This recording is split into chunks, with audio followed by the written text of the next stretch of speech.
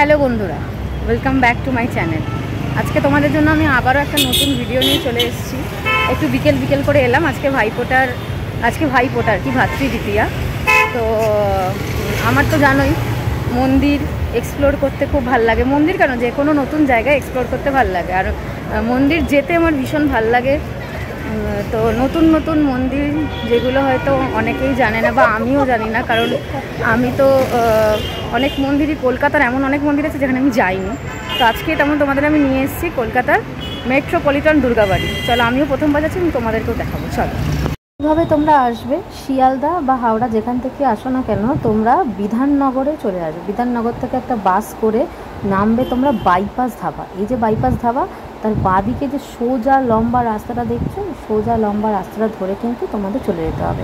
পার্কের ঠিক মাঝখানটাই কিন্তু মেট্রোপলিটন বাড়িটা, দুর্গাবাড়ি। ভীষণ সুন্দর, কি বলবো, আর ভীষণ সহজ রাস্তা। মোদ্দা কথা, তোমরা বাইপাস ধাবাটাকে ল্যান্ডমার্ক হিসেবে ধরো, যেখান থেকে যে আসো না কেন বিধাননগর এসে বাইপাস ধাবাতে আসো। এই যে চলে এসেছি আমরা মেট্রোপলিটন দুর্গাবাড়ির সামনে। বিশ্বাস করো, অনেক দিনেরই ইচ্ছা ছিল এই মন্দিরটাতে আসবো। বাইরে থেকে মন্দিরটা অপরূপ সুন্দর, মানে কি বলবো, হঠাৎ করেই মনে হচ্ছে যেন কোথায় না কোথায় একটা চলে এলাম। আর ফিল হচ্ছে সারা বছরই যেন এখানে দুর্গাপুজো হয়। ভীষণ ভালো লাগে। চলো ভেতরে ঢুকি এবং ভেতরটা তোমাদের সাথে শেয়ার করি।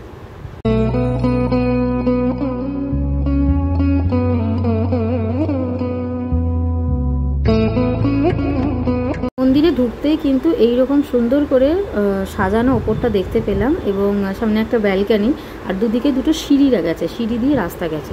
তো যে কোনো একটা সিঁড়ি দিয়ে উঠলেই কিন্তু মন্দিরের ভিতরটায় যাওয়া যাবে। তো চলো, এই সিঁড়িটা দিয়েই আমি যাই।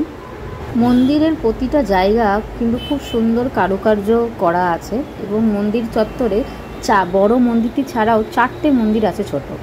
একটা বিষ্ণুদেবের, একটা মা কালীর, একটা বাবা শিবের, এবং একটা বাবা হনুমানজি। তো প্রথমে দেখছি জগন্নাথ, বলরাম, সুভদ্রা এবং শ্রীকৃষ্ণ এবং রাধা মায়ের। তো এই মন্দিরের গেটটা না বন্ধই থাকে, খুব কম খোলা হয়।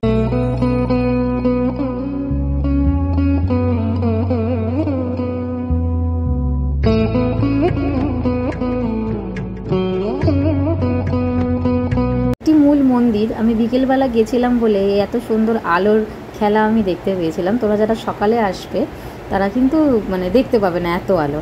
তো বলে দিই, মন্দির খোলার সময় হচ্ছে সকাল 7টা থেকে দুপুর 12টা, 12:30, এবং বিকেল 4:30 থেকে রাত্রি 8:30 অবধি। তবে খুব বন্ধ করা হয় না মন্দিরের গেট, হয়তো মেন গেটটা এরকম বন্ধ থাকে। তো তোমরা সবসময় আসলে মাকে দর্শন করতে কিন্তু পারো।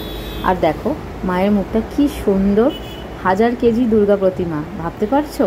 আর এখানে কিন্তু সারা বছর প্রতিদিন দুর্গা পুজো হয়।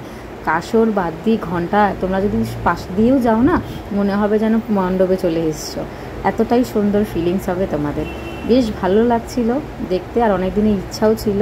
তো মন্দির খোলার টাইম তো বলে দেবে, আরতির টাইমটা বলি।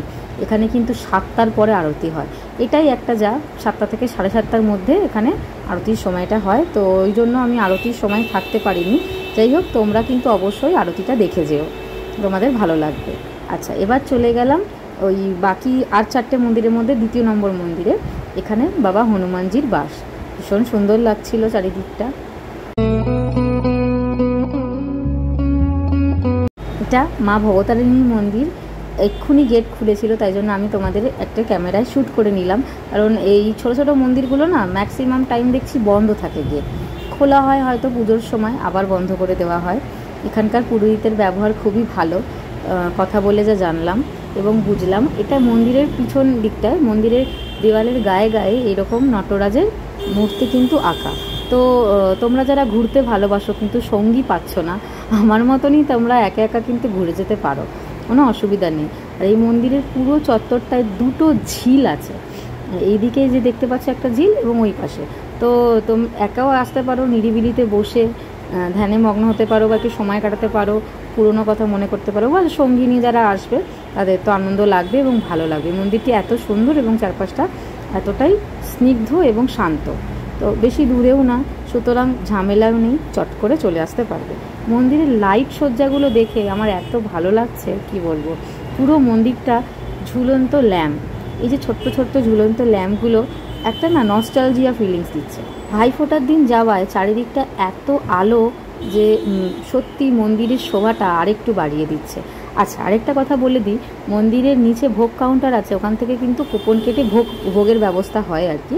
সুতরাং তোমরা এখানে খেতেও পারো, এতটাই সুবিধে। তো চলো আরেকটু ভালো করে তোমাদের মন্দিরটা পুরোটা ঘুরিয়ে দেখাই।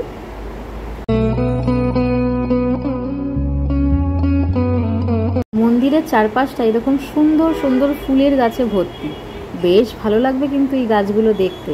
আর 2-4টে ফটো তুললে কেমন হয়। যাই হোক, ভিডিওটা তোমাদের কেমন লাগলো অবশ্যই জানিও। আর এরকম নতুন নতুন ভিডিও পেতে আমার চ্যানেলটাকে সাবস্ক্রাইব করে দিও। আর তোমরা যারা বড় ভিডিও দেখতে ভালোবাসো না, ছোট ভিডিও দেখতে ভালোবাসো, তাদের জন্য আরেকটা খবর, আমার কিন্তু ছোট্ট শর্ট চ্যানেল আছে রিয়াস ওয়ার্ল্ড বলে, সেখানেও কিন্তু আমি অনেক শর্ট ভিডিও এরকম ছাড়ি, তো তোমরা ওটা ফলো করতে পারো।